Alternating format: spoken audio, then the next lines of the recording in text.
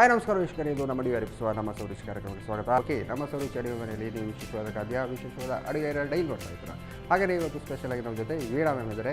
ಅವ್ರು ಏನು ಸ್ಪೆಷಲ್ ಅಡುಗೆ ಮಾಡ್ತಾರೆ, ಏನು ಸ್ಪೆಷಲ್ ಡಿಶ್ ಮಾಡ್ತಾರೆ ಅಂತ ಅವ್ರ ಜೊತೆ ಕೇಳಿದಾರ. ಹಾಗಾದರೆ ಅವ್ರನ್ನ ಕಾರ್ಯಕ್ರಮಕ್ಕೆ ಬರಬೇಕು. ಹಾಯ್ ಮ್ಯಾಮ್, ಕಾರ್ಯಕ್ರಮಕ್ಕೆ ಸ್ವಾಗತ. ಹೇಗಿದ್ದೀರಾ? ಆರಾಮಾಗಿದ್ದೀರಲ್ಲ? ಓಕೆ, ಏನು ಸ್ಪೆಷಲ್ ಇವತ್ತು ಮಾಡ್ತಿದ್ದೀರಾ? ಇವತ್ತು ನಮ್ಮ ಊರು ವಯನಾಡು. ವಯನಾಡಿಂದ ಪಕ್ಕ ನಮ್ಮ ನೇಬರ್ ಊರು ಮಡಿಕೇರಿ. ಮಡಿಕೇರಿ, ಹೌದು. ಮಡಿಕೇರಿಗೆ ಹೋಗಿದ್ದೆ ನಾನು. ಮಡಿಕೇರಿಗೆ ಹೋಗಿದ್ರಾ? ಹಾಗಾದರೆ ಮಡಿಕೇರಿಯಲ್ಲಿ ಏನಾದರೂ ಮಾಡುವಂಥ ಸ್ಪೆಷಲ್ ಮಾಡ್ತಿದ್ದೀರಾ? ಏನು ಮಾಡ್ತಿದ್ದೀರಾ? ಪಾಪುಟ್ಟು. ಪಾಪುಟ್ಟ ಅಂದರೆ ಎಂತ, ಮಗು ಥರ ಇರುತ್ತಾ? ತಿನ್ನುವಾಗ ಮಗು ಥರ ಹಾಲಲ್ಲಿ ಮಾಡೋದು. ಒಂದು ಪಾಪುಟ್ಟು, ಇನ್ನೊಂದು ಅಂದರೆ ಸೇಮ್ ಡಿಶ್ ಕೊಳ್ಕಟ್ಟ ಅಂತ ಹೇಳ್ತೀರಿ. ಕೊಳ್ಕಟ್ಟ ಅಲ್ಲ ಅಲ್ಲ, ಸಣ್ಣ ಸಣ್ಣ ಪುಂಡಿ ಉಂಟಲ್ಲ, ಪಾಲ್ ಕೊಳ್ಕಟ್ಟ. ಕೊಳ್ಕಟ್ಟ ಅಂದರೆ ಇದು ಕೂಡ ಹಾಲಿನಿಂದ ಹಾಕಿ, ಅದು ತೆಂಗಿನ ಹಾಲು, ಇದು ನಾರ್ಮಲ್ ಹಾಲು. ಓಕೆ, 2 ಮೊಳಕೆ ಆದ್ಮೇಲೆ ಹೋಗುವ. ಎಸ್ ಸರ್, ಅಡುಗೆ ಮನೆ ಮಾಡೋದಲ್ಲ. ಈಗ ಫಸ್ಟಿಗೆ ಯಾವುದು? ಅಕ್ಕಿ ಹುಡಿ. ಮಡಿಕೇರಿ ಡಿಶ್ ಯಾವುದು? ಅದೇ ಮಡಿಕೇರಿ ಡಿಶ್, ಪಾಪುಟ್ಟಲ್ಲ. ಓಕೆ, ಅದು ಅಕ್ಕಿ ಹಿಟ್ಟಿಂದ ಮಾಡೋದಾ? ಪುಟ್ಟು ಪೊಡಿಯಲ್ಲಿ. ಪುಟ್ಟು ಪುಡಿ ಅಂದರೆ ನಾವೀಗ ನಾರ್ಮಲ್ ರೆಡಿ ಮಿಕ್ಸ್ ಸಿಗ್ತದಲ್ಲ, ಅದರಲ್ಲಿ ಮಾಡಬಹುದು. ಓಕೆ, ಈಗ ಫಸ್ಟಿಗೆ ಎಂತ ಮಾಡಬೇಕು? ಮಿಕ್ಸ್ ಮಾಡಬೇಕು. ಸ್ಪೂನ್ ಅಲ್ಲ ಹಾಕ್ತೇನೆ. ಇದು ಪುಟ್ಟು ಹುಡಿ ಅಂತೇಳಿ ಸಿಗುತ್ತಲ್ಲ? ಸಿಗ್ತದೆ. ಅಂದರೆ ಇದು ಏನು, ಯಾವುದು ಅಕ್ಕಿದ ಹೇಗೆ? ಅಕ್ಕಿ ಹುಡಿ. ಅಕ್ಕಿ ಹುಡಿ, ಹಾಂ ಸರಿ. ಅದೇನೋ 1 ಕಪ್ಪಿನಷ್ಟು ತಗೊಂಡಿದ್ದೀರಲ್ಲ? ಅಕ್ಕಿ. ಇದಕ್ಕೆ ಒಂದು ಹಾಲು ಮಿಕ್ಸ್ ಮಾಡ್ತೇನೆ. ಹಾಲು ಹಾಕ್ತಿದ್ದೀರಲ್ಲ? ಅಷ್ಟು ಬೇಕಾಗುತ್ತಾ ಹಾಲು? ಒಂದು 10 ಮಿನಿಟ್ಸ್ ಇಡಬೇಕು ಅದು. ಓಕೆ, ಸ್ವಲ್ಪ ಸೋಕ್ ಆಗಬೇಕು ಅದು. ಹೌದು, ಸ್ವಲ್ಪ ಬಂದ ಥರ ಆಗಬೇಕಲ್ಲ. ಸ್ವಲ್ಪ ಉಪ್ಪು ಹಾಕ್ತೇನೆ. ರುಚಿಗೆ ತಕ್ಕಷ್ಟು ಉಪ್ಪಲ್ಲ. ನಾರ್ಮಲಿ ಇದು ಚಿಕನ್ ಕರಿಯಲ್ಲಿ ತಿನ್ನಬಹುದು. ಚಿಕನ್ ಕರಿ ಮಾಡಿದ್ರೆ ಸಕ್ಕರೆ ಬೇಕಂತಿಲ್ಲ, ಬೇಕಾದ್ರೆ ಆಡ್ ಮಾಡಬಹುದು. ಇದು ಸ್ವಲ್ಪ ಸ್ವೀಟ್ ತರ. ಒಂದು ಸ್ಪೂನ್ ಅಷ್ಟ, 1.5 ಸ್ಪೂನ್. ಹಾಗೆ ತಿನ್ನೋದಾದ್ರೆ ಸಕ್ಕರೆ ಸ್ವಲ್ಪ ಜಾಸ್ತಿ ಹಾಕ್ತಾರೆ. ಆಮೇಲೆ ತೆಂಗಿನ ತುರಿ ತುಂಬ ಹಾಕಿದ್ರು ಸಹ ಟೇಸ್ಟ್ ಚೆನ್ನಾಗಿರುತ್ತಲ್ಲ. ಹೌದು, ಎಲ್ಲ ಹಾಕ್ತೇನೆ. ನಾವು ಪುಟ್ಟು ಮಾಡುವಾಗ ಅದಕ್ಕೂ ಕೂಡ ತೆಂಗಿನ ತುರಿ ಬೇಕು. ಪುಟ್ಟು ನಾರ್ಮಲಿ ಇದರಲ್ಲಿ ತೆಗೆದಲ್ಲ, ಇದು ಇಡ್ಲಿ ಪಾತ್ರೆ. ಮ್ಯಾಂಗ್ಳೂರಿಯನ್ಸಿಗೆ ಈಸಿ ಆಗ್ತದೆ ಇದು. ಇದು ಈ ಕಡೆ ಎಲ್ಲ ಪುಂಡಿ ಇಡ್ಲಿ ಅದೆಲ್ಲ ಜಾಸ್ತಿ ಮಾಡೋದು. ಇನ್ನೂ ಗಟ್ಟಿ ಬರಬೇಕಾ ಹೇಗೆ ಅದು? ಇಲ್ಲದೊಂದು 10 ಮಿನಿಟ್ಸ್ ಇಡುವಾಗ ಸೋಕ್ ಆಗ್ತದೆ. 10-15 ಮಿನಿಟ್ಸ್ ಇಟ್ಟರೆ ಸ್ವಲ್ಪ ಬಂದ ಥರ ಬರುತ್ತಲ್ಲ. ಓಕೆ, ಮುಚ್ಚಳ ಇಡಬೇಕು.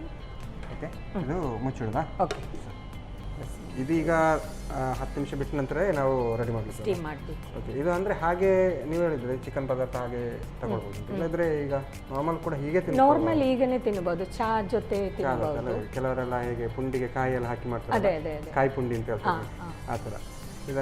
ಇದು ತೆಂಗಿನಕಾಯಿ ಹೇಗೂ ಹಾಕಿರ್ತೀರಾ? ಚಿಕನ್ ಕರಿಯಲ್ಲಿ ಸ್ವೀಟ್ ಹಾಕಲಿಲ್ಲ ಆದರೆ ತುಂಬ ಟೇಸ್ಟ್ ಆಗ್ತದೆ. ಚಿಕನ್ ಕರಿಯಲ್ಲಿ ಮಾಡೋದಾದ್ರೆ ಕೆಲವರು ಸ್ವಲ್ಪ ಸ್ವೀಟ್ ಆಗ್ತದೆ, ಇದಕ್ಕೆ ಸ್ವಲ್ಪ ಜಾಸ್ತಿ ಸ್ವೀಟ್ ಆಗ್ತದೆ. ಮತ್ತು ಮಡಿಕೇರಿ ಸೈಡು ಜಾಸ್ತಿ ಈಗ ಪುಂಡಿ ಅಂತ ಮಾಡೇ ಮಾಡ್ತಾರೆ. ಅಲ್ಲಿ ಯಾವುದು ಚಿಕನ್ ಇದಾಗಿರ್ಬೋದು, ನಾನ್ ವೆಜ್ ಐಟಮ್ ಎಲ್ಲ ಜಾಸ್ತಿ. ಹಾಗಾಗಿ ಪುಂಡಿ ಮಡಿಕೇರಿಯಲ್ಲಿ ಕೂಡ ಫೇಮಸ್ ಫೇಮಸ್. ಅಲ್ಲೇನು ಪಂಜಿ ಕರಿ ಅಂತೆಲ್ಲ ಮಾಡಿ ಅದಕ್ಕೆ ಪುಂಡಿ ಎಲ್ಲ ಆ್ಯಡ್ ಮಾಡಿ ಮಾಡ್ತಾರೆ. ಅದು ಚೆನ್ನಾಗಿರುತ್ತೆ. ಎಲ್ಲಿ ಹೋದರೂ ಕೂಡ ಪುಂಡಿ ಅಂತ ಸಿಕ್ಕಿದೆ. ನೀವು ಹೇಗೆ ನಿಮಗೆ ನಿಮ್ಮ ಊರಿಗೂ ಮಡಿಕೇರಿಗೂ ಹೇಗೆ ಅದು ಈ ಥರದ ಫುಡ್ ಎಲ್ಲ ಮಾಡುವಂತ ಬಂದಿದ್ದು? ಅಂದರೆ ಮಡಿಕೇರಿಗೆ ಹೋಗುವಾಗ ನಾವು ಹೋಟೆಲಲ್ಲಿ ಟೀ ಎಲ್ಲ ಕುಡಿಯುವಾಗ ಸಿಗ್ತದೆ ಅದು. ಆಗ ಅವರ ಹತ್ರ ವಿಚಾರಿಸೋದು ಹೇಗೆ ಮಾಡೋದು ಇದನ್ನೊಂದು ನಮ್ಮ ಸುರೇಶರಿಗೆ ಮಾಡಲೇಬೇಕು ಅಂತ ಪ್ಲಾನ್ ಆಗ್ತಿದ್ರೆ.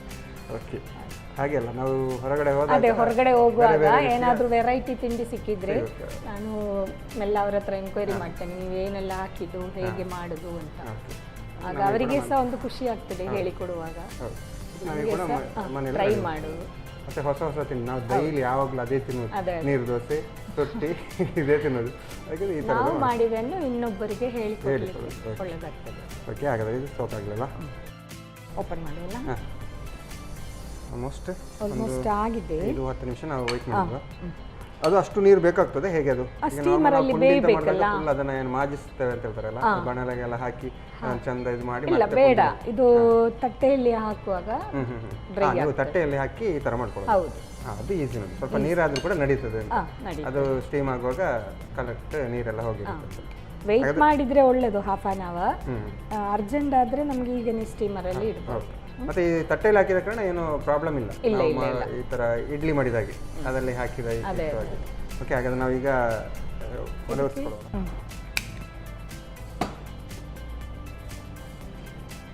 ಓಕೆ,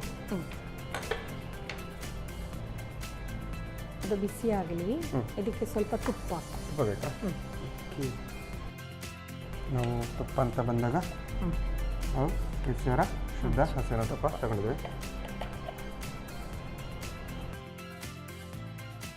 ಆ ಥರ ತುಪ್ಪ ಹಾಕಿ ಅಂದರೆ ಅದ್ರ ಮೇಲ್ಗಡೆ ಚೆನ್ನಾಗಿ ಎದ್ದು ಬರುತ್ತೆ ಬರ್ತದೆ. ಇಲ್ಲಾದರೆ ಬಾಳೆ ಎಲೆ ಇಟ್ಟು ಸಹ ಮಾಡ್ಬೋದು. ಬಾಳೆ ಎಲೆ ಇಟ್ಟು ಕೂಡ ಮಾಡ್ಬೋದು. ಬಾಳೆ ಎಲೆಗೆ ಸ್ವಲ್ಪ ಎಣ್ಣೆ ಹಾಕಿದರೆ ಸಾಕು, ಆಗ ಬಾಳೆ ಎಲೆದು ಸ್ಮೆಲ್ ಪರಿಮಳ ಸಹ ಬರ್ತದೆ. ಚೆನ್ನಾಗಿರುತ್ತೆ. ಈ ಇಡ್ಲಿ ಎಲ್ಲ ಮಾಡುವಾಗ ತುಂಬ ಮಾಡ್ತಾರೆ, ಅದಕ್ಕೆ ಎಣ್ಣೆ ಎಲ್ಲ ಹಾಕಿ ಸ್ವಲ್ಪ ಕಷ್ಟ ಇರುತ್ತೆ. ಆಗ ಕೆಲವರೆಲ್ಲ ಎಂತ ಮಾಡ್ತಾರೆ, ಸ್ಪೂನ್ ಇದ್ದು ಉಲ್ಟಾ ಮಾಡಿ ಹೀಗೆ ತೆಗಿತಾರಲ್ಲ, ಹಾಗೆಲ್ಲ ತೆಗಿತಾರೆ. ಫ್ರೀಯಾಗಿದ್ದೀನಿ. ಓಕೆ, ಈಗ ನಾವು ಹಿಟ್ಟನ್ನು ಹಾಕೋದು. ನಾವು ದೊಡ್ಡ ಬಟ್ ಜಾಸ್ತಿ ಮಾಡಬೇಕಂದ್ರೆ ದೊಡ್ಡ ಬಟ್ಟಲಲ್ಲಿ ಇದಕ್ಕೆ ಡೆಕೋರೇಷನ್ ಸಹ ಮಾಡ್ಬೋದು, ಕ್ಯಾಶ್ಯೂ ನಟ್ ಎಲ್ಲ ಇಟ್ಟು ಹಾಗೂ ಸ್ವಲ್ಪ ಲಾರ್ವಿಶ್ ಆಗಿ ಚೆನ್ನಾಗಿರುತ್ತೆ. ಮಕ್ಕಳಿಗೆಲ್ಲ ಸ್ನ್ಯಾಕ್ಸ್ ಒಳ್ಳೆಯದು, ಸ್ಕೂಲಿಗೆ ಕೊಂಡೋಗ್ಲಿಕ್ಕೆ. ಓಕೆ, ಹಾಕ್ತೇನೆ. ಈಗ ಒಂದು 2 ವಿಸಿಲ್ ಬರಬೇಕಲ್ಲ. ಓಕೆ, ಒಂದು 10 ನಿಮಿಷ ಬೇಯಲಿ. 10 ನಿಮಿಷ ಬೇಯಬೇಕಲ್ಲ. ಓಕೆ, ಎಸ್ ಮ್ಯಾಮ್, ಆಲ್ಮೋಸ್ಟು ಬೈತಾ ಬಂತಲ್ಲ. ಹೌದು, ನಾನು ಸ್ವಲ್ಪ ಹೊತ್ತು ಬೆಂದರೆ ಕರೆಕ್ಟಾಗಿ ಬೆಂದಿರ್ಬೋದು ಅಂತಲ್ಲ. ಇದನ್ನು ಆಫ್ ಮಾಡೋದಾ ಹೇಗೆ?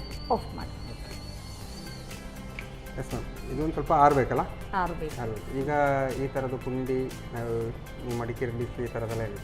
ಬೇರೆ ಈ ಥರದ್ದೆಲ್ಲ ಈಗ ಸ್ಟೀಮ್ ಮಾಡಿ ಮಾಡುವಂಥದ್ದೆಲ್ಲ ಯಾವ ರೀತಿ ಎಲ್ಲ ಬೇರೆ ಮಾಡ್ತೀವಿ? ಈಗ ಇಡ್ಲಿ ಎಲ್ಲ ಹೇಳಲಿಕ್ಕಿಲ್ಲ, ಅದೆಲ್ಲ ನಾರ್ಮಲ್. ಅಕ್ಕಿ ಹುಡಿಯಲ್ಲಿ ಸಹ ಇದೇ ಥರ ತೆಂಗಿನ ತುರಿ, ಹಾಲಿಗೆ ಬದಲು ತೆಂಗಿನ ತುರಿ ಹಾಕೊಂಡು ಸ್ವಲ್ಪ ಜೀರಿಗೆ ಎಲ್ಲ ಹಾಕೊಂಡ್ರೆ ಪುಂಡಿ ಥರ ಕಡುಬು ಮಾಡ್ತೀರಲ್ಲ, ಕಡುಬು ಮಾಡುವಾಗ ತೆಂಗಿನ ಹಾಲಲ್ಲಿ ಬಂದ ಮಿಕ್ಸ್ ಮಾಡಿ ತುರಿ ಮತ್ತು ಬೆಲ್ಲ, ಇಲ್ಲಾದರೆ ಶುಗರ್ ಆ್ಯಡ್ ಮಾಡಿಕೊಂಡು ಕಡುಬು ಮಾಡ್ಬೋದು. ಸ್ವೀಟ್ ಕಡುಬು. ಸ್ವೀಟ್ ಕಡುಬು. ಓಕೆ, ಅದು ಕೆಲವು ಈ ಥರ ಅರಿಶಿನ ಎಲೆಯಲ್ಲಿ ಮಾಡ್ತಾರೆ, ಅದೇ ಥರ ಮಾಡ್ತಾರೆ. ಅದೇ ಥರ. ಬಟ್ ಇದು ಅರಿಶಿನ ಎಲೆಯಲ್ಲಿ ಮಾಡುವಾಗ ಅದ್ರ ಒಳಗಡೆ ನಾವು ತೆಂಗಿನ ತುರಿ ಎಲ್ಲ ತುರಿ ಮತ್ತೆ ಬೆಲ್ಲ ಮಿಕ್ಸ್ ಮಾಡಿಕೊಂಡು. ಅದಕ್ಕೆ ಹಾಲು ಹಾಕಲ್ಲ? ಇಲ್ಲ ಇಲ್ಲ, ಹಿಟ್ಟು ಹಾಲಲ್ಲಿ, ತೆಂಗಿನ ಹಾಲಲ್ಲಿ ಮಿಕ್ಸ್ ಮಾಡಿದರೆ ಚೆನ್ನಾಗಿ ತುಂಬ ಟೇಸ್ಟ್ ಆಗ್ತದೆ. ಹೌದು, ಹಾಲಲ್ಲಿ ಮಾಡಿದ್ದು ಅದು ಎಲ್ಲೂ ಟೇಸ್ಟ್ ಇಲ್ಲ. ಟೇಸ್ಟ್ ನಾವು ನಾರ್ಮಲ್ ಟೀ ಕುಡಿಯೋದಕ್ಕಿಂತ ಹಾಲಾಕಿ ಟೀ ಕುಡಿದ್ರೆ ಎಲ್ಲರಿಗೆ ಇಷ್ಟ ಹಾಗೆ. ಬಟ್ ನೀವು ಆ ಥರದ್ದು ಏನು ಸ್ಟೀಮ್ ಮಾಡಿ ಮಾಡುವಂಥದ್ದು ಕಡುಬು ಮಾಡ್ಬೋದು. ಕಡುಬು ಮಾಡ್ಬೋದು.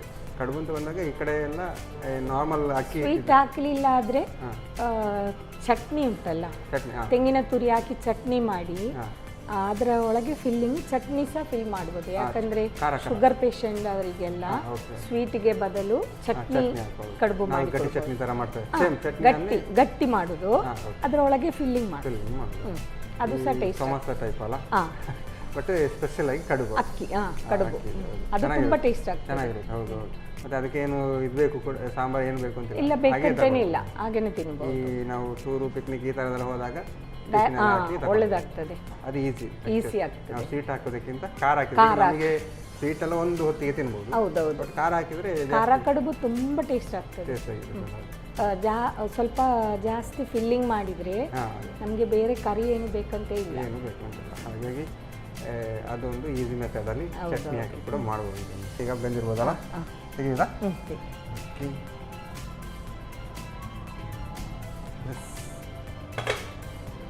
ಅದೊಂದು ಪರಿಮಳ ನೋಡಿ, ಆ ಒಂದು ತೆಂಗಿನಕಾಯಿ ಹಾಕಿ ಮತ್ತೆ ಅಕ್ಕಿ ಎಲ್ಲ ಮಿಕ್ಸ್ ಮಾಡೋದು ಒಳ್ಳೆ ಪರಿಮಳ ಬರ್ತದೆ. ನಾವು ಹಬ್ಬದ ಪರಿಮಳ ಒಮ್ಮೆ ಗಮ್ ಅಂತ ಬಂತು ನನಗೆ ಅದು. ಓಕೆ, ಇದು ಬೆಂದಿರ್ಬೋದಾ? ಬೆಂದಿದ್ದೇನೆ, ಅಂಟುದಿಲ್ಲ. ಅಷ್ಟಾದರೆ ಸಾಕಾಗುತ್ತಲ್ಲ. ನಾನು ಸ್ವಲ್ಪ ಸ್ವಲ್ಪ ತಣ್ಣಲಿಕ್ಕೆ ಬಿಡಬೇಕಷ್ಟೇ. ಹಾಂ, ತಣ್ಣಗಾದ ನಂತರ ತೆಗೆದು ಹೊರಗೆ ಇಡುವ. ಹಾಗೆ ತೆಗೆದ ಕೊಡುವ ಬಿದ್ದರೆ ಈಗ ನೀವು ಇಲ್ಲ ಇಲ್ಲ, ಬಿಸಿ ಉಂಟು ಮ್ಯಾಮ್? ಬಿಸಿ ಉಂಟು. ಬಿಸಿ ಉಂಟಲ್ಲ, ಒಂದು 10 ನಿಮಿಷ ಆ್ಯಕ್ಚುಲಿ ತಣ್ಣದಾಗಿದ್ರೆ ಹಾಂ, ಶೇಪಲ್ಲಿ ಬರ್ತದೆ. ಚೆನ್ನಾಗಿ ಕಟ್ ಮಾಡಲಿ. ಇದನ್ನು ಪೀಸ್ ಥರ ಮಾಡಿ ತಗೊಳ್ಬೋದಲ್ಲ, ನಾವೀಗ ಹೇಗೆ ಕೇಕ್ ಕಟ್ ಮಾಡ್ತೇವೆ ಆ ಥರ ಪೀಸ್ ಮಾಡಿ ತಗೊಳ್ಬೋದು.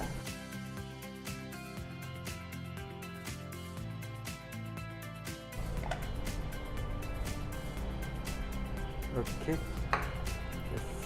ನೋಡಿ ಹೇಗೆ ಬಂದಿದೆಲ್ಲ. ಇದನ್ನು ಹೀಗೆ ಕಟ್ ಮಾಡು.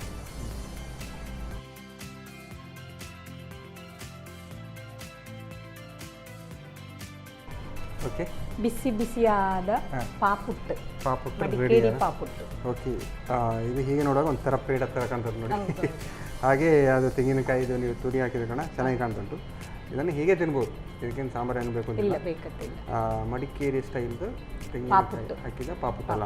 ಓಕೆ, ಟೇಸ್ಟ್ ನೋಡೋಲ್ಲ ಅವರಿಗೆ.